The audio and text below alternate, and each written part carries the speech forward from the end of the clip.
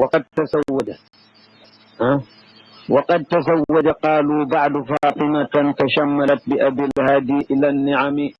ولكن ذلك في المشهور ممتنع تصويره راجعا ما جاء في النظم léegi nag am ñu wax foofu ab wax ni ñenn ci siire dañoo wax wax joo xam ne bokkut ak lay mashhur bokkut ak la nga xam ne mooy mashhur ndax dafa am ñenn ñu ne xanaa juum ci taarix rek la dafa am ñenn ñu ne gannaaw ba mu gisee gént googu nag la takki Fatimatu soxnaam mu jural ko Fatimatu bintu Amrin ibnu Aiz imru Omar al-Makhzumi ñu ne Fatimatu moom mu gannaaw ba mu jural ko Abdullahi bàyyi yoneen alayhi salaatu wassalaam ak ñeneen nag dana leen tudd seetal kon diggante ba il faut que lu mu gàtt ay ñeent fukki at ak yooyu yoneen door a dikk war na ca dem xëy na mbaaxa ndaxte Abdullahi bàyyi yoneen te gën a ndaw ci doom ya te njaboot la ci am looloo tax mu ni mën na am kon boo tuul kon diggante boobu bu loolu doon mën a doon ci ma ngi mën a wéere su amoon ñeent fukki at wala sax juróom-ñaar fukki at te loolu wute naag li wóor mooy ni yii muy wax dégg nga ci gën naa mujj loolu ci atum juddu yonent rek maanaam xisab piir bi ak yéen ci xisab piir la mu jóge ñu ni booba la door a takk ki te xisab piir li ca wóor li ca siiw mooy at mu juddoo rek kooku dana koo xam ne lakin zalika waaye loolu ñu ne gannaaw ga la door a takk maamu yeneen Fatima gannaaw ga la door Fatima mu jur bàyyi yeneen mu lakin zalika fi mashhur ci li ci mumtani'un taswiruhu kooku taswiram ci xel sa mumtani' la raaji an dellul ma jaa ala dikk fi nagum ci téere yi nagum jamu nizamin ay siyar jamu sirati wa abda kaabata ba comme tudd na Fatima soxna Abdul Mutalib maamu yonent bi alayhi salaatu wasalam wa ummu walidihi wa jaat an Fatima tudd abda kaabata dégg nga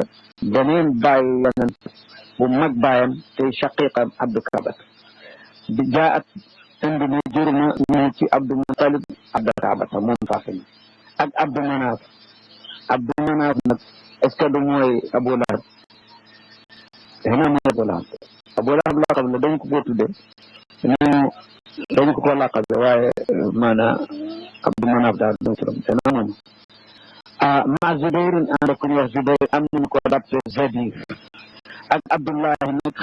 bàyyi yeneen xayrihim te leen gën ñooñu Fatima mu leen jur ak lan jur ci ay jigéen Umaymatun Barratun Bayda wa Atikatun Arwa ashiqaa'u Abdillahi Faxtanim ñeent doomu jigéen Umaymatu ak Barratu ak Bayda ak Atika juróom ak Arwa ñooñu ñeent jigéen bi ashiqaa'u Abdillahi Faxtanim bu ñu àndee góor ñële Abdu Kaaba ak ñooñu mu lim kon ñooñu moo tax mu mën ni ashiqaa'u Abdillahi way laa bu doon jigéen ñi rek danaan shaqiqaatu Abdillahi Faxtanim day wax ni beneen na ko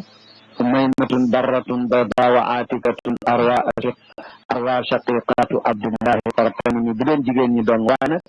góor ak jigéen bu ñu àndee وغلب العاقل والمذكر على الذي سواهما يا بو عاقل بدو العاقل بو اندي داغا نان الفرس والرجال جاءوا نيونني الخيل والرجال جاءوا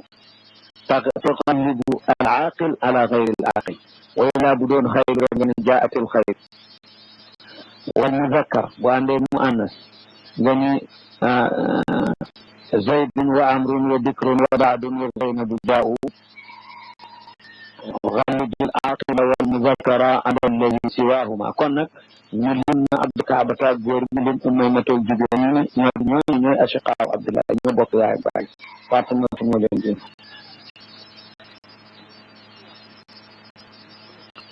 gannaaw ga nag